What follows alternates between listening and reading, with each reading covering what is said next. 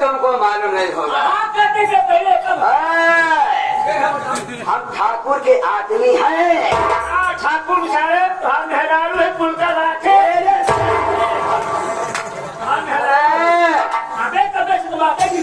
ठाकुर के नौकर है नौकर। हम माल निकाले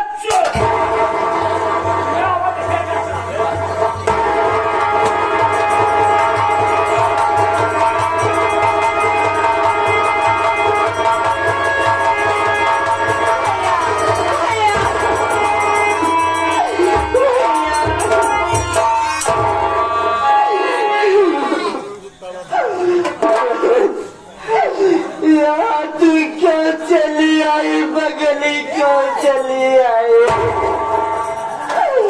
मुझे मर जाने देती बहन, मर जाने देती। नहीं भैया, अगर आपको कुछ हो जाता तो बताओ मैं कहाँ जाती, मैं किसके सहारे जीती भैया।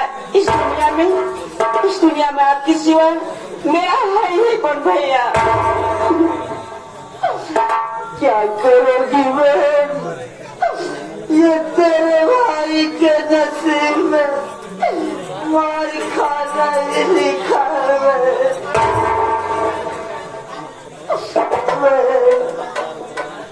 भैया, आज ये तेरा भाई अपने दिल की बात तुझसे कहना चाहता है। भैया, ऐसी कौन सी बात है जो आप मुझसे कहना चाहते हैं? ठीक है भैया, बताइए क्या बात है। बता रहा हूँ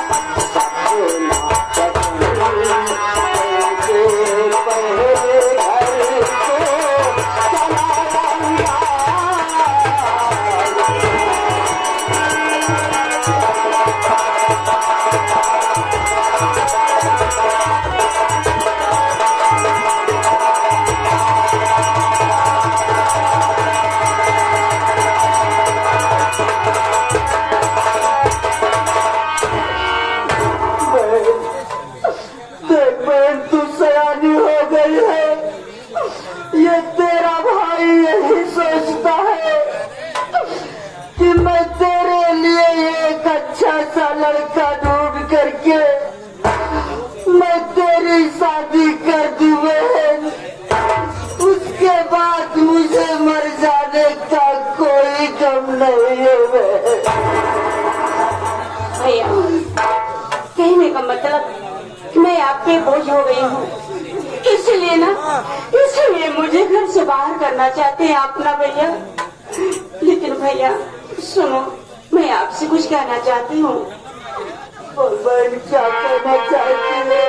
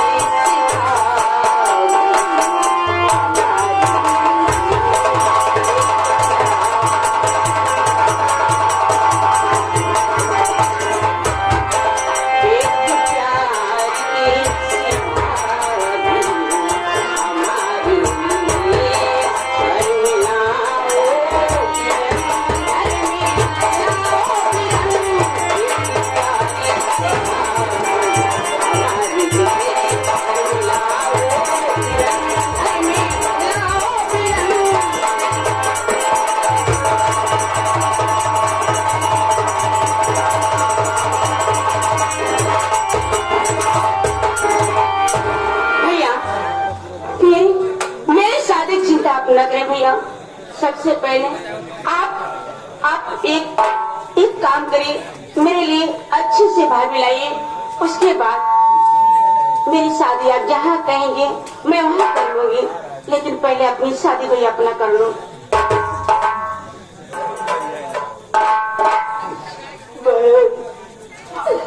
तू मेरी शादी की बात करती है,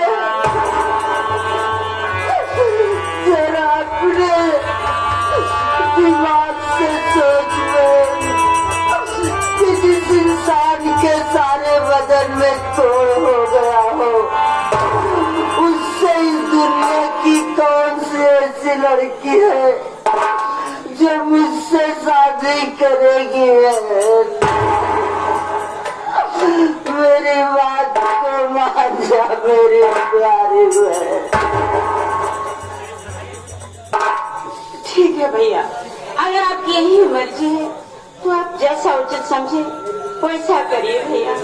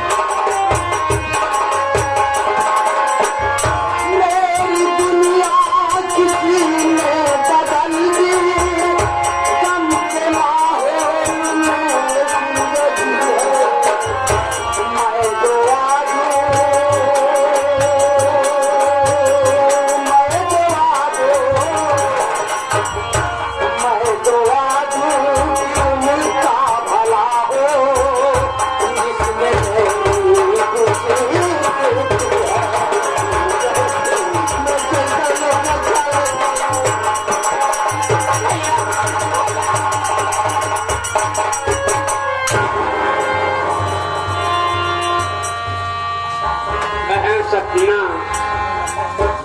मोती भैया किसी काम से बाहर गए हैं बहन, इस तरह से आंसू ना बहाओ बहन। चल घर के अंदर जो कुछ भी रूखा सूखा बना मतलब भैया आ जाएंगे। चलो बहन।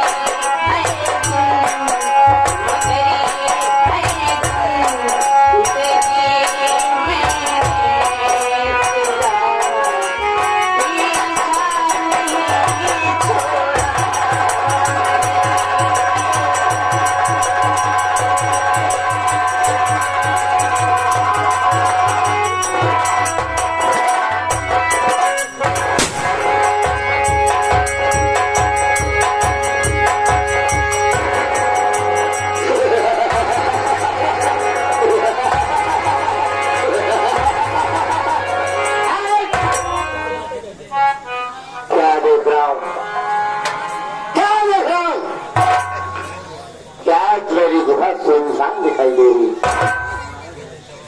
मेरे साथी न जाने कभी ये कुत्ते राम नाम की जगह कहां चला जाता है। जब मैं घुस होकर कही जाता हूँ तब मेरे मन मुताबिक काम करने लगते हैं।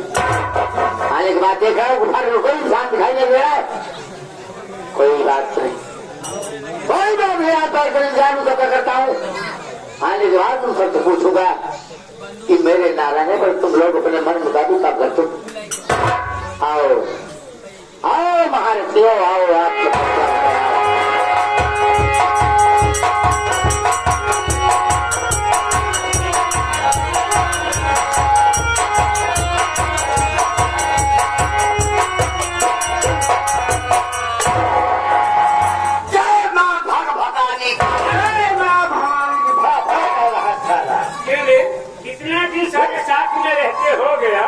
माँ भवानी का नाम नहीं आता तुमसे।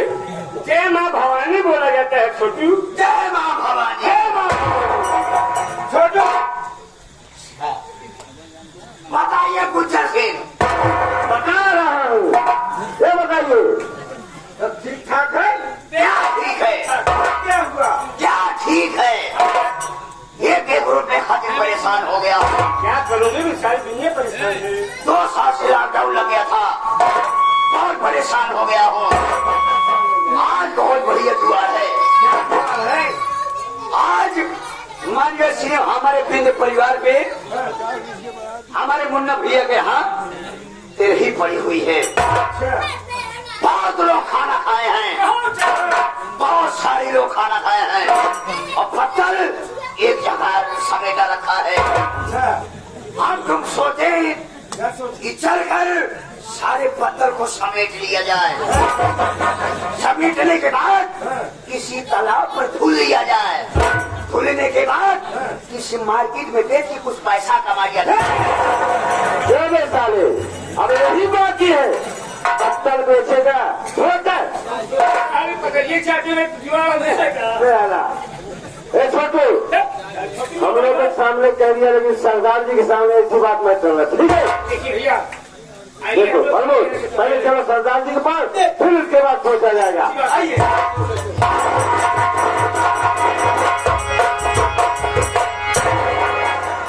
सरदार जी जय माँ भवानी। सरदार जी जय माँ भवानी की। सरदार जी जय माँ भवानी की।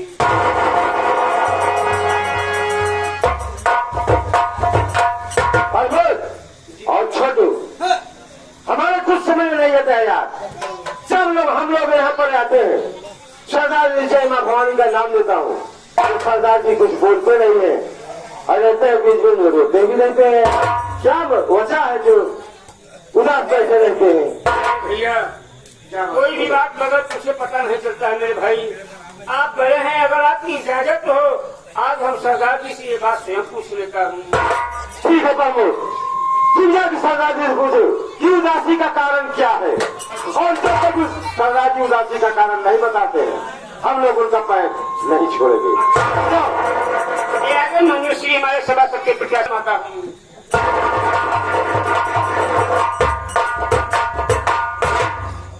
सरदार जी हम सभी साथी एक बात पूछना चाहते हैं सरदार। आपकी बात क्या है सरदार जी? जब हम लोग आपके पास आता हूँ, माँ भवानी का नाम लेता हूँ, आप कोई जवाब नहीं देते हो सरदार। हर वक्त आपका मुखमंडल मुरझाया से रहता है। कभी कभी ये भी देखने को मिलता है आपके आंखों से आंसू टपकते हैं सरदार। ये उदासी का कारण हम लोग जानना चाहता हूँ। अगर ये उदासी का कारण आज आप नहीं बताएंगे, हम सभी साथी आपका पैर नहीं छोड़ेंगे।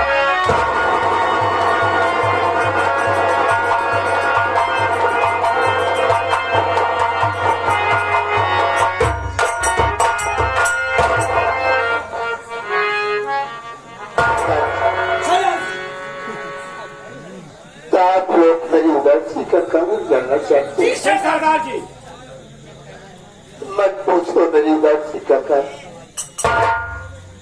उदासी का कारण अगर पूछना चाहते हो तो मेरे दिल पे जो जख्म है वो दोबारा ताजा हो जाता है। यही कारण है कि ये बात को मैं तुम सोचता हूँ तो मेरे आंखों से आंसू आने लगते। क्या सोचते हैं सरदार जी? लेकिन तुम लोगों को जिद है कि मेरी उदासी का कारण जानना चाहते हो तो आज मैं सोच रहा हूँ कि इस कारण अगर तुम सबसे नहीं बताऊंगा तो मैं किससे बताऊंगा, क्योंकि इस दुनिया में मेरा है तो तुम सबसे सिवा। जी सरदार। गुजर सिंह, आज से 20 साल पहले की बात, आज से 20 साल पहले की बात है। मेरा भी एक हंसता चलता जीता जागता परिवार। अरे मैं कहे और का नहीं, मैं भी इसी धारा नगरी का रहने वाला। मेरे बाबूजी का नाम गोपी किसान। मेरे बाबूजी का नाम गोपी किसान था। माँ का नाम सुशीला था, सुशीला। और मेरा नाम लीला है। मुझसे छोटा घर में मेरा भाई है जिसका नाम मोती है, मोती। और मोती की छोटी एक प्यारी सी बहन है जिसका नाम है सपना। लेकिन साथियों, समय की बात है, वक्त की बात। मेरे बाबूजी हम लोगों के बचपन में गरीबी का कारण था। गरीबी से तंग थे। हम लोगों को पालने पोसने के लिए, खिलाने पिलाने के लिए, सबकी परवरिश करने के लिए मेरे यहाँ के जमींदार बाबू माना सिंह धारानगरी के थे। उनके यहाँ से 500 रुपए कर गिराए। 500 रुपए को लेकर चलूंगा, अपने बच्चों को दाना पानी राशन खरीदूंगा, पाल पोस कर खिलाऊंगा पिलाऊंगा, सहायता करूंगा। लेकिन समय साथ नहीं दिया। वक्त का तकाजा था। कर्ज लाने के बाद अचानक मेरे बाबूजी की तबीयत खराब हो गई। और तबीयत खराब होते होते इतनी तबीयत खराब हो गई कि मेरे बाबूजी 4 पैर से उठ नहीं सकते थे। एक दिन अचानक दादर सिंह को याद आया, जो गोपिया किसान मेरे हाथ से 500 रुपए कर ले गया और आज तक मेरा वापस नहीं किया, न तो मेरे यहाँ काम करने आता। मेरे बाबूजी की हालात तो खराब थी, काम करने के लिए उनके यहाँ गए। एक दिन वो कमीना इंसान अपनी हवेली छोड़कर धीरे धीरे मेरी झोपड़ी जगह पहुंचा और मेरे बाबूजी 4 पानी पर लेटे हुए थे। यही देख रहे थे कि आज बाबू बादल सिंह मेरी झोपड़ी की तरफ आ रहा है। उठने की शक्ति नहीं थी, किस तरह से 4 पानी छोड़कर खड़े हो जाए। लेकिन वो कमीना सोचा कि ये बतिया इतना कमीना इंसान है कि मेरा तक ले जाने के बाद आज द्वार पर मुझे देखकर उसका 4 पानी छोड़कर उठ भी नहीं सकता। इतने में गुस्से में पहुंचा मेरे बाबूजी के 4 पाई में 1 लाख को मारा। मारने के बाद मेरे बाबूजी का हाथ पकड़कर उठाकर जमीन पर पटक दिया। उसके बाद कहा मुझिया, उसके बाद मैंने सोचा कहा गपिया, तेरी ये मजाल कि मेरा कर्ज लाने के बाद तो मुझे देखकर मुझे उठकर मुझे आदाब नहीं कर सकता। मेरे बाबूजी हाथ जोड़कर पैर पकड़कर गिड़गिड़ाने लगे कि बाबूजी मैं कई दिनों से बीमार हूँ, मुझ में उठने की शक्ति नहीं थी। वो सारी बातें छोड़कर कहने लगा, क्या मैं तेरी बात को नहीं सुनना चाहता, मैं तो सिर्फ अपना कर्ज वसूलने आया हूँ। लेकिन वो कमीना किया क्या, 500 रुपए के बदले में 5000 को कर दिया। मेरे बाबूजी मैं 500 रुपए कर्ज लाया, 5000 कहाँ से दूंगा। यही सारी बातें बाबूजी से उससे बोली और मेरी माँ उस वक्त पड़ोस में किसी के ना जैसे कि किसी के में थोड़ा सा आटा लाऊंगी, 2-4 रोटियां बनाऊंगी तो अपने बच्चों को खिलाऊंगी। उस वक्त बाबू माता से मेरे बाबूजी को कहा मैं आज कर्ज लेकर जाऊंगा, कर्ज लेकर ही जाऊंगा। मेरे बाबूजी पैर पकड़ के रोने लगे कि बाबू साहब, जमींदार साहब, आज मैं कर्ज में नहीं दे सकता, मुझे कुछ दिनों का समय चाहिए। समय का नाम सुनते हैं उसके महीने के दिल में लगाने क्या बात आई। उठाया बंदूक को गोली को लोड किया, गोली लोड करने के बाद मेरे बाबूजी के गोली मार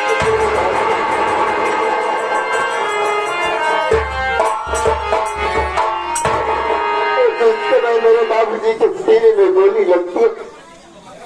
मेरे बाबूजी की लाश जमीन पर तड़पने लगी और हुआ का जोर की आवाज की मेरी मां सुनती है। सुनने के बाद सोचती है मालिक मेरी झोपड़ी तरफ तो गोली की आवाज कहां से आ रही है। भागते हुए आती है तो देखती दूर से क्या कि मेरे बाबूजी की लाश मेरे झोपड़ी तड़प रही थी। मेरी माँ पहुंचकर जमींदार का पैर पकड़ कर रोने लगी कि बाबू साहब, अरे आप आगे क्या गजब कर दिया, मेरे पति को गोली मार तो कोई अच्छा काम नहीं किया। अरे मेरे बच्चे किसके, अरे बहुत सुनाएंगे, किससे रोएंगे, किससे कुछ मांगेंगे। मेरी माँ की बात को एक भी नहीं सुना। माँ की बातों को सुनकर उसे लाने की मैं खोज पा गया। मेरे माँ को पैर से धक्के देकर किया था हरामखोर, जेब से लाइटर को निकाला। निकालने के बाद मेरी टूटी फूटी झोपड़ी में आग लगा दिया। जब मेरी झोपड़ी धूल धूकर जलने लगी, वो कभी ना किया क्या चाहती है। मेरी माँ के बालों को पकड़कर घसीटते हुए उठाया और ले जाकर जलती हुई आग में डाल दिया।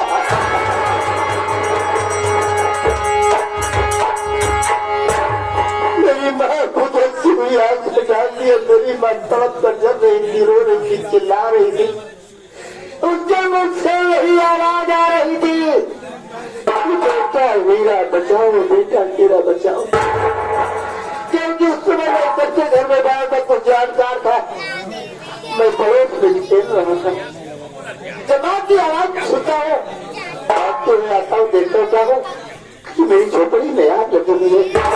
भागते भागते झोपड़ी के पास आता हूँ, उसकी झोपड़ी के लपटों से झोपड़ी की आगों से माँ की आवाज आ रही थी।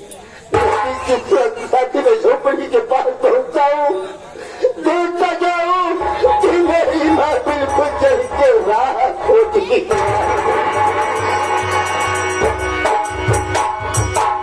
उस समय का मंजर देख मुझसे बर्दाश्त नहीं हुआ। छोटा जरूर था, बर्दाश्त नहीं हुआ, जहाँ से जमींदार से मिल गया। लेकिन जमींदार उस समय किया क्या, अपनी बंदूक को उठाया और बंदूक की पट से मेरे सर पर वार कर दिया। सर पर वार करने के बाद जब मैं बेहोश होकर गिर पड़ा तो मुझे कुछ नहीं पता कि हुआ क्या। लेकिन साथियों, जब मुझे होश आता है, जब मुझे होश आता है तो मैं अपने आप को एक झाड़ी में पाता हूँ। मैं सोचता हूँ या भगवान, मैं अपने दरवाजे पर गए, झाड़ी में कहा से आ गया। ये सोचा कि हो सकता है वही से मेरा मुझे नाटक देख दिया हो। वहां से किसी न किसी तरह से उठा, हिम्मत बनाकर गांव की तरफ आया।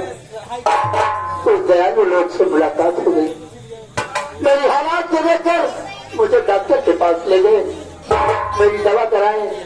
दवा कराने के बाद कहा, बेटा अब तुम अपने घर पर चले जाओ।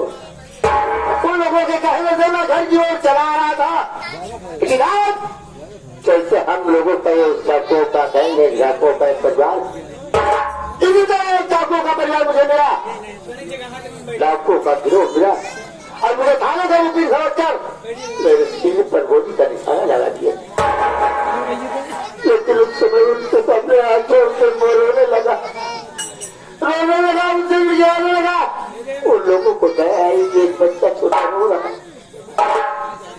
बीती हुई कहानी को बताया उन्हें दया आई। उन्होंने कहा बेटा अगर तेरे ऊपर यही मुसीबत है, तेरे ऊपर तेरी यही कहानी है, तो एक बात मेरा मान, तू घर जाकर करेगा क्या? अभी नहीं कर सकता। आज से साथ के साथ रहना होगा थे। चल मैं तुझे जंगल ले चलता हूँ, सारे हाथ में बंदूक मिटा डाल उन हस्तियों को जिसने तेरे परिवार को बर्बाद किया है। उसी दिन से माँ भवानी की सौगंध खाई है। क्या माँ भवानी, जब तक मैं अपने माँ बाप का बदला नहीं ले लूंगा तब तक मेरी माँ का दूध हराम है। यही सोचकर मैं चंबल चला गया। चला जाने के बाद उनका तो सरदार तो था, मुझे पाल पोस कर सवाल किया, कहा बेटा मेरे नाम रहने पर यहाँ का सरदार तुझे होगा, लेकिन आज से तुम्हारा नाम हीरा नहीं होगा बल्कि चाकू गंगा सिंह होगा। उसी दिन से मैं गंगा सिंह के नाम से प्रसिद्ध हो गया। आज मेरे दिल में यही बात आई कि आज मैं अपनी धारा नगरी घर की ओर चलूंगा। सबसे पहले अपने पिछड़े भाई बहन को खोजूंगा, उसके बाद वो जमींदार बाता सिंह है, उसके बाद उसके पास जाऊंगा, अपने माँ बाप के खून के एक खून का बदला चुकाऊंगा। दोस्तों ये नहीं मेरी कहानी है जो कि आप सब जानना चाहते हैं। लोगों को माफ कर दीजिए। सरदार जी क्या नाम बताया? बादल सिंह। गंदी नाली के कीड़ा खींचू है दिया। अबे शायद तुमको मालूम नहीं होगा, अबे मेरे नाम से वाकिफ न होगा। अगर मेरा नाम जान जाएगा तो तेरा पैजामा गीला हो जाएगा। मेरा नाम श्री श्री श्री 108 श्री श्री श्री श्री 108 श्री यज्ञम लोढ़ा यज्ञम लोढ़ा यज्ञम लोढ़ा। ये यज्ञम लोढ़ा से 12 बजे रात को जब अपनी गुफा से निकलता हूँ, पेड़ के पत्तियां छूकर सलाम करती हैं, गांव के कुत्ते सारे गूंगे हो जाते हैं, खिड़कियां दरवाजे बंद हो जाते हैं। रात में जब बच्चा रोने लगता है तो बच्चे की माँ कहती है सो जा बेटा सो जा, वरना यज्ञम लोढ़ा सिंह आ जाएगा। नाम सुनते ही बच्चे को पेशाब लग जाती है। बच्चा कहते अपनी माँ से मम्मी मुझे पेशाब लग गई। बच्चे की माँ उठाती है, दरवाजे को बाहर ले जाती है, धीरे से कहती है मुँह दिले बेटा मुँह दिले, मुँह दिले बेटा मुँह दिले, वरना यज्ञम लोढ़ा सिंह आ जाएगा, ये तेरा सारा मुँह पी जाएगा। यज्ञम लोढ़ा सिंह आएगा तो तेरा सारा मुँह पी जाएगा। अरे मुँह पे पिए दूध पी जाएगा तो खून पी जाएगा। खून पी जाएगा। हमें ना तलवारों की धार से ना गोलियों की बरसात से यज्ञम लोढ़ा सिंह जाता है कि केवल कोरोना के बुखार से। कोरोना के बुखार से कैसा है? सुई लगा देते हैं। अबे आप आ जाते हैं, अबे आ जाओ, अबे आ जाओ, अपने दूधे के माई पियो। एक माई है माई के दूध पिए हो, माँ के दूध पिया होता है। अबे आप आ जाते हैं, इतना दूधा सारी मारा, इतना दूधा मारा कि तुम्हारे पानी में को मुंह लग जाए। कई बार है सारे मूरन आजकल जियादों में काम कर रहा हूँ। अबे आप आधा से गंदी नाली के कीड़ा, एक बात सुन ले सरदार जी, आप एक बार हुक्म दे दो, बाबू बादा सिंह का सर आपके कदमों में होगा।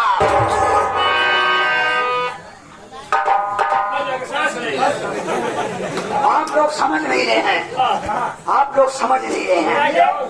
अब ही हम घर मार के बाटे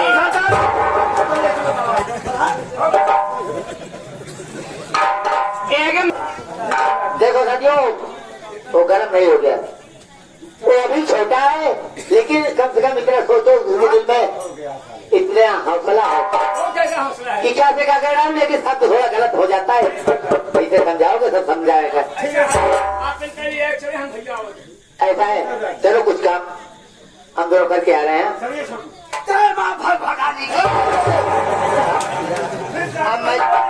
नहीं मारो नहीं, देख छोटू समझने की कोशिश कर, बोलने का तरीका सीख। बात यह है, सब कुछ तेरा ठीक है, लेकिन बोलने की कमियां कुछ जरूर है। यही बात है, जय माँ भवानी। जय माँ भवानी।